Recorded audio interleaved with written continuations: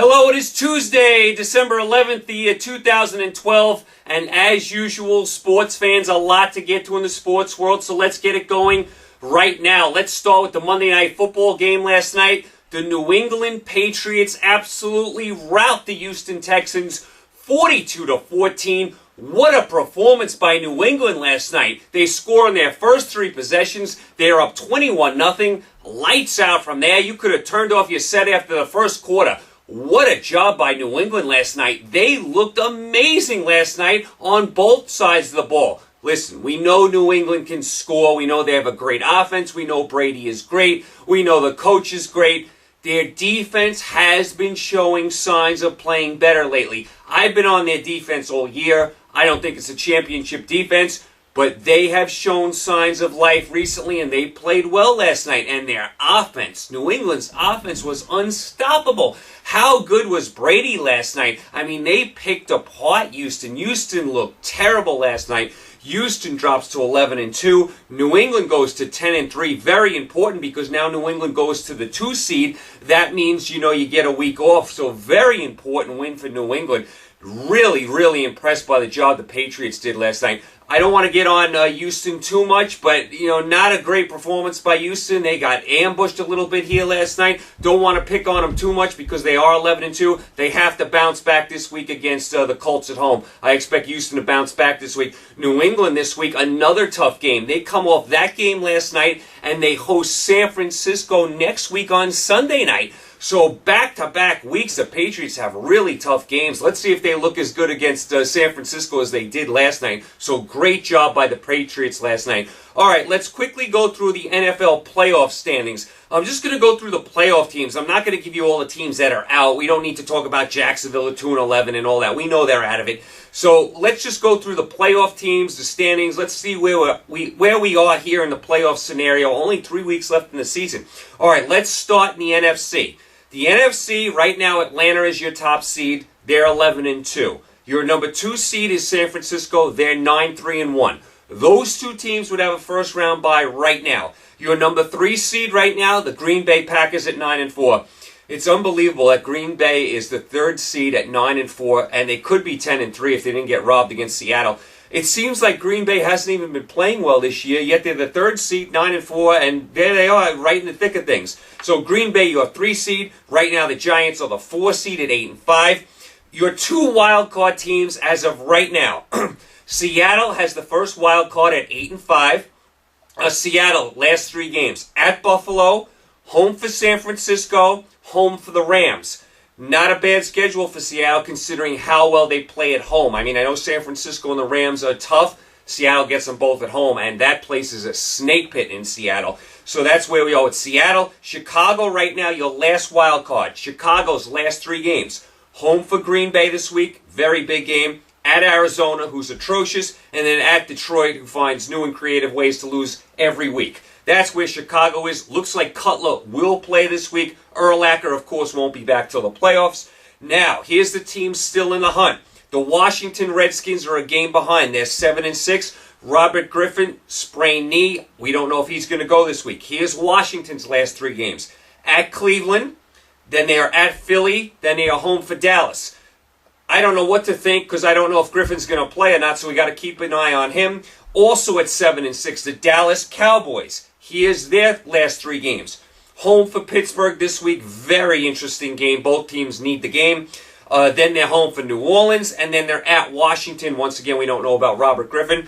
And the Dallas, also we have to keep an eye on Dez Bryant, their fine receiver. He may be out for the year with this finger injury. He may need surgery, so we're not sure about him. So let's keep an eye on Bryant. Also, the Cowboys, they came off the big win last week after the tragedy. Are they going to have enough in the tank going forward? Sometimes when you play those emotional games, you're going on adrenaline, and then it hits you the next week. Look what happened to the Chiefs. The Chiefs, after their tragedy, played well. Then the week after, they really hit the wall against Cleveland. So we'll keep an eye on Dallas with that. Also, Jerry Jones and Ratliff got into it in the locker room about a week ago. Jerry Jones, I guess, told Ratliff he's got to come back from this injury he has. Ratliff took exception to it, saying, hey, I'm hurt. I don't have to rush back. I can't play hurt. So they got into it a little bit. So we got to keep an eye on that. So a lot of things, as usual, going on with Dallas. They're only a game back. Minnesota also a game back at 7-6. Minnesota's last three games at the Rams, at Houston, home for Green Bay. Very tough road for Minnesota.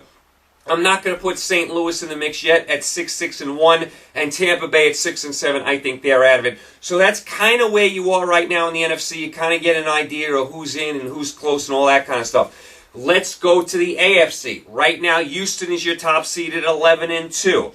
Your number 2 seed is New England, 10-3. New England's only a game back of Houston for that top seed, and they have the tiebreaker now. So Houston's got to win out to keep New England off their heels for that number 1 seed. Those are your top 2 seeds. They would get a bye as of right now. Your number 3 seed, the red-hot Denver Broncos. They're at 10-3. Your 4 seed, Baltimore Ravens at 9-4. They just fired their offensive coordinator. Very interesting game this week between Denver and Baltimore. That's big as far as seedings and home field. Very interesting game, Denver at Baltimore this week. Your wild cards. Right now, the Indianapolis Colts would be your first wild card. They look like they're going to make the playoffs, no problem. Great job by the Colts. The last wild card spot, the Steelers are hanging on by a thread. Steelers are 7-6. Bengals are 7-6, but the Steelers have the tiebreaker. Jets at 6-7.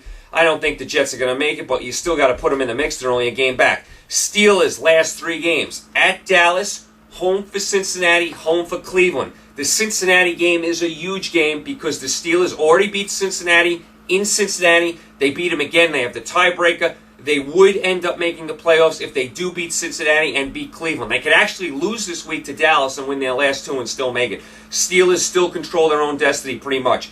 Cincinnati at 7-6. They basically have to win out. They are at Philly, at Pitt, home for Baltimore. Cincinnati has no margin for error. They really have to win these last 3 games considering, they lost a game to Pittsburgh already. And the Jets, just for argument's sake, they're at Tennessee, home for San Diego, at Buffalo. I can't take the Jets seriously. I just can't. I know they're a game back. I know they've won 2 in a row. I can't take them seriously. I did throw them in the mix because they are only a game out. So that's kind of where you are in the NFC right now.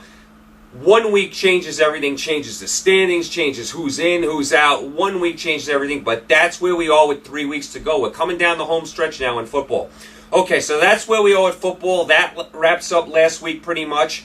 All right, let's head over to the NBA, our little NBA State of the Union we do every week. As far as last night, the Spurs beat Houston in a very exciting game in Houston in overtime, a game Harden did not play for the Rockets. Very exciting game. The Spurs won in Houston.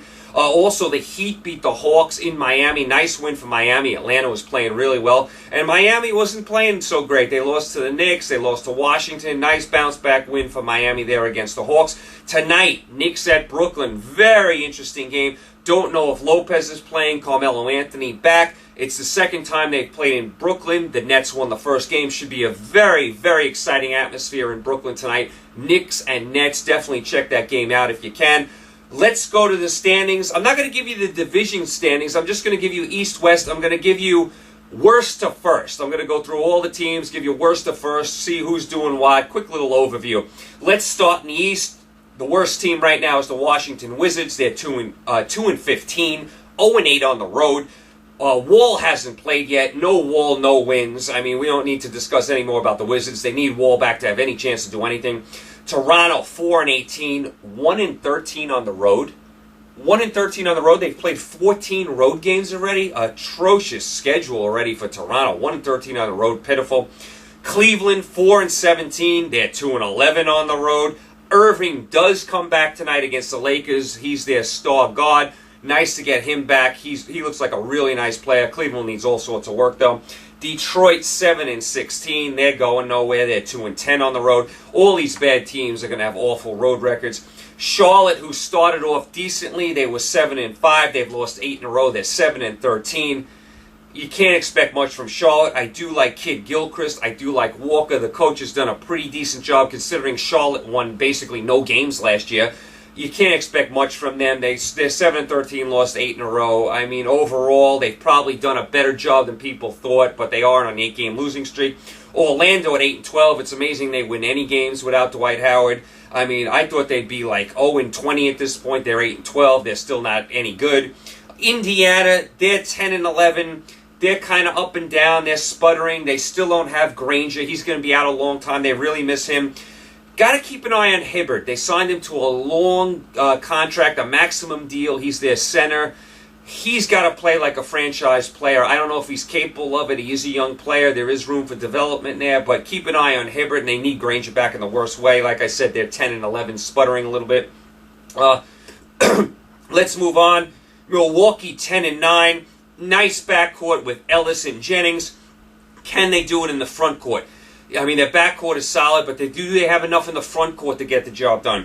Boston 11 and 9. We know their deal. Doc Rivers, good coach. They give you all they have. They have Garnett. They have Pierce. They have Terry. A lot of age. A lot of guys that give you a lot of effort, but a lot of age. I just don't think Boston has a lot in the tank. Philadelphia 12 and 9. Considering they don't have Bynum, that's a nice job by Doug Collins and his team. If they ever got Bynum back playing healthy, Philadelphia could be a team to keep an eye on. So watch them.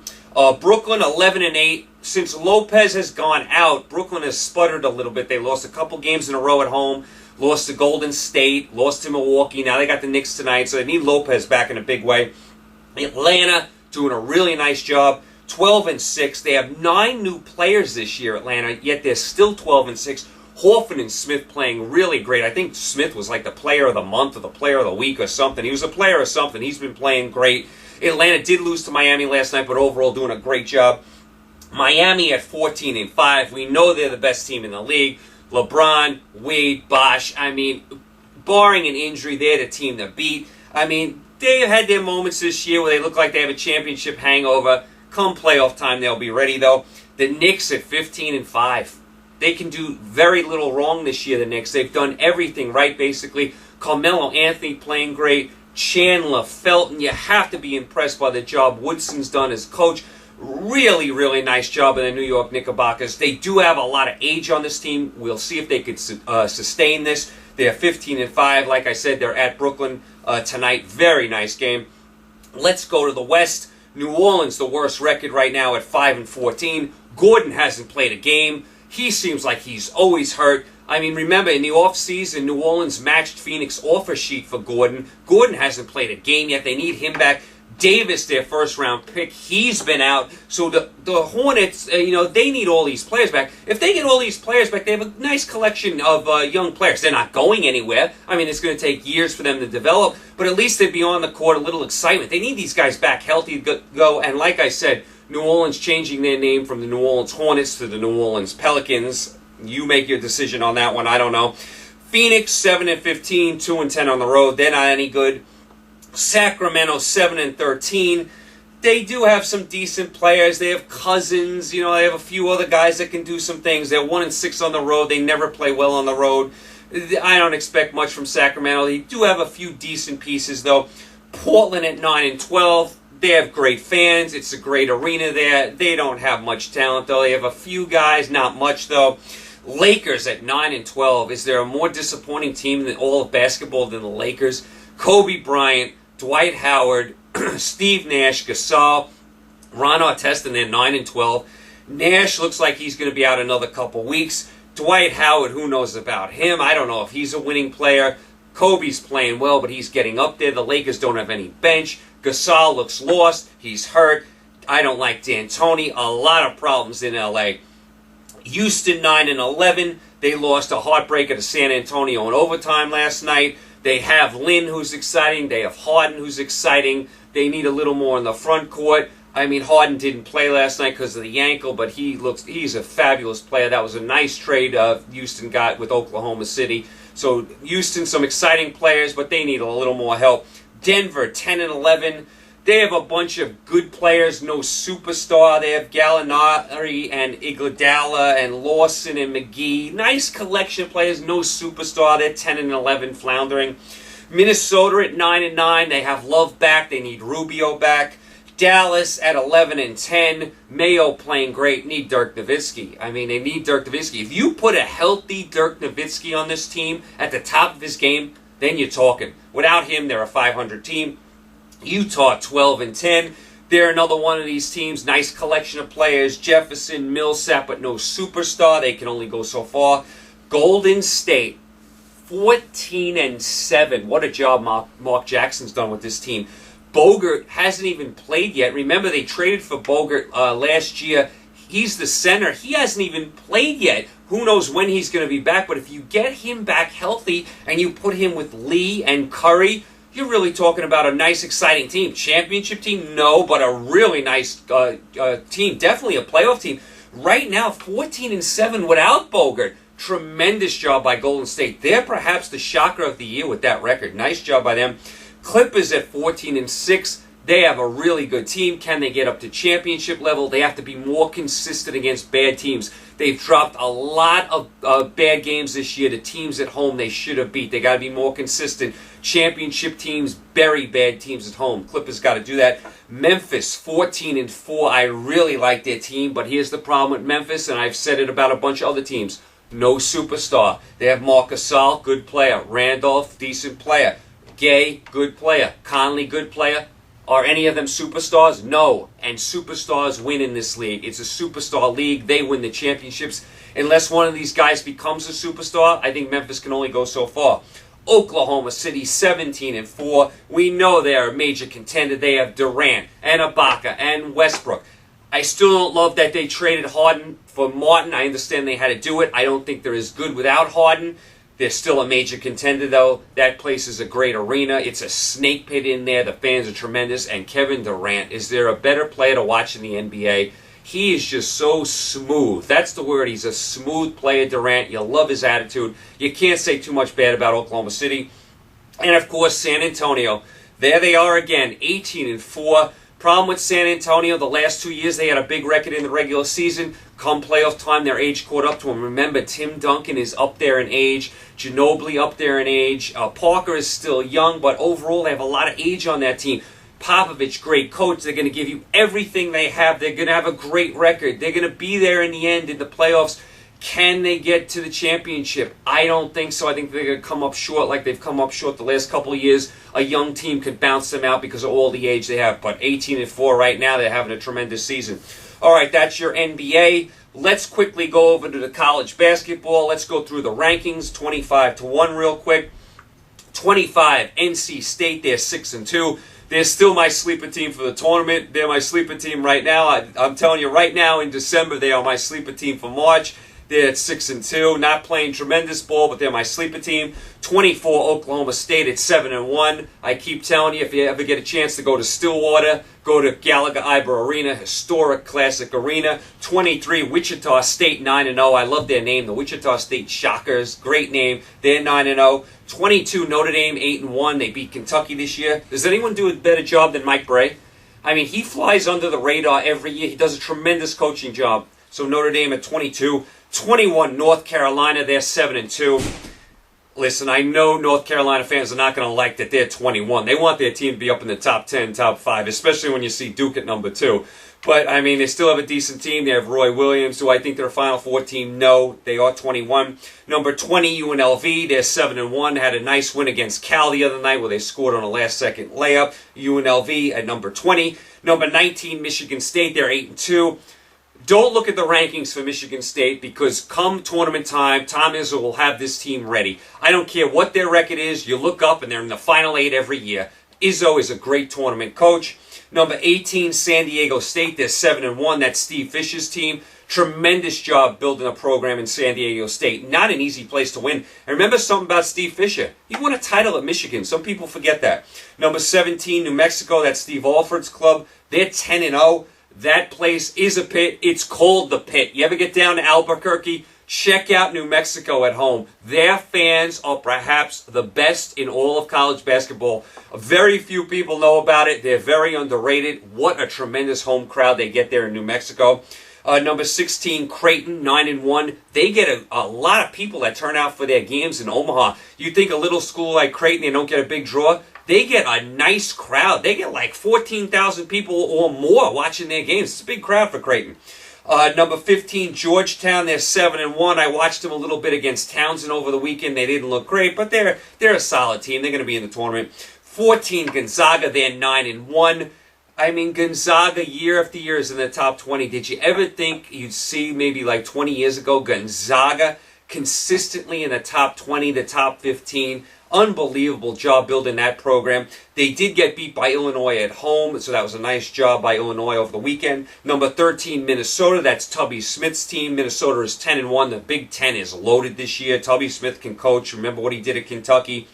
Number 12, Missouri, they're 8-1. I like watching Missouri. I love their arena, too. That's another one of those arenas I really like. I like the way it's constructed. I like the fans there. I like the Missouri squad. Number 11, Cincinnati, they're 9-0. They're a feisty bunch, just like their coach. They'll fight you tooth and nail. Number 10, Illinois, that's John Gross's team. He came over from Ohio. He's doing a tremendous job. They're 10-0. They just went to Gonzaga last weekend and beat Gonzaga at Gonzaga, which is not easy to do in McKinnell there. Nice job by Illinois. Like I said, the Big Ten is loaded. Number 9, Kansas, they're 7-1. That's Bill Self's team. Is Kansas ever not in the top 10? No matter how many players they lose, no matter what the story, they're always in the top 10. And that is another place you have to go to. Put that on your bucket list. Fog Allen Fieldhouse in Lawrence, Kansas. Go there and go see the fans chant Rock Chalk Jayhawk. You will fall in love with it. Number 8, Arizona. They're 7-0. That's Sean Miller's team. Remember, Sean Miller had a nice program at Xavier. He left Xavier to go to Arizona. First couple of years, he wasn't sure he was going to stay there. He felt uncomfortable, in a new setting. He's out west. He's back to winning ways at Arizona. They're building a nice program. And the McHale Center in Arizona, that is another place you have to see. Fans are great. That's one of the best college basketball venues out west. Tremendous arena there in Arizona. Number 7, Ohio State. They're 6-1. Their only loss was at Duke. Nice team. Number 6, Louisville. They're 8-1. Their only loss was at Duke as well. Number 5, Florida. They're 7-0. Billy Donovan doesn't get enough credit. He's won 2 national titles, and their team is consistently up there in the top 15, top 10 now. So Billy Donovan, very underrated coach. Like I said, 2 national titles for him. Number 4, Syracuse, 8-0. Once again, Jim Boeheim does it again, year after year, so consistent. Carry a dome. Put that on your bucket list as well. Get up there and watch those fans, 30,000 strong for their big games. Amazing setting up there.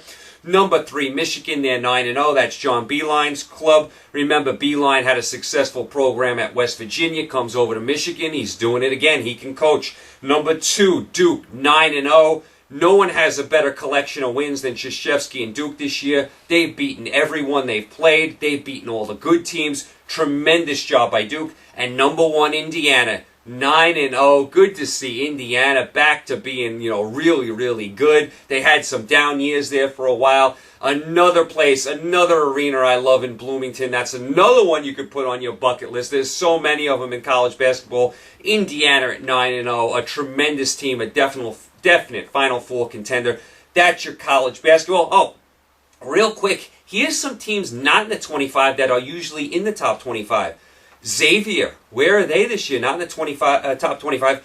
Butler, we remember them. They went to back-to-back, Final Fours. They're not in the top 25. Pitt, they were just in the Final 8 a couple of years ago. They're not in the top 25. Oklahoma, I remember years ago, they used to be a big-time club. What about when they had Blake Griffin? They went to the Final Four. Memphis with Calipari was a national title contender every year. They're not in the top 25. UConn, you don't think they missed Jim Calhoun? West Virginia, that's Huggins' team. He's usually better than the team he has this year. They're not in the top 25. Then you got Marquette. Where have they been this year? And what about Villanova? Jay Wright's team. What happened to Villanova this year? Villanova was in the Final Four a few years ago. So I know it's early, but that's some of the teams that are usually in the top 25 that are not in the top 25 right now. Also, I want you, this week in college basketball, not too much going on until Saturday. I'm going to remind you about these games on Thursday, but I'll tell you about them right now, too. On Saturday, you got a bunch of nice games. Louisville at Memphis, that's a tremendous game. Nice atmosphere in Memphis. Florida at Arizona, that's number 5 against number 8. Like I said, the McHale Center, very hard place to play. That's a really nice game. West Virginia against Michigan, that's an interesting game because that's Beilein going against his old team. Then you got a doubleheader at Indianapolis. You have Purdue and Notre Dame, and then you have Butler and Indiana. So you have some nice college basketball, but that's not till Saturday. Until Saturday, you don't have really much going on in college basketball. All right, so that's where we are today. Tonight, like I said, you have your Knicks Nets. It's a very, very nice game. If you get a chance to watch that game, definitely do so. Tomorrow, we're going to start our college bowl picks. I'm not going to do all the bowl games. I'm going to start with the small bowl games first. I'm going to do about like 20-something bowl games tomorrow, most of the small ones. Next Wednesday, I'll do a few of the bigger games, and then the week after that, I'll touch on the national championship game. But I'll start to do my college bowl picks tomorrow. We'll go through them because some of the bowl games already start this weekend, believe it or not. So that's where we are in the sports world. Thursday, we'll do wall-to-wall NFL. We'll go through all the NFL games, picks, everything like that. Okay, so you guys enjoy the day. You stay safe. I will talk to you tomorrow, Wednesday. Take care.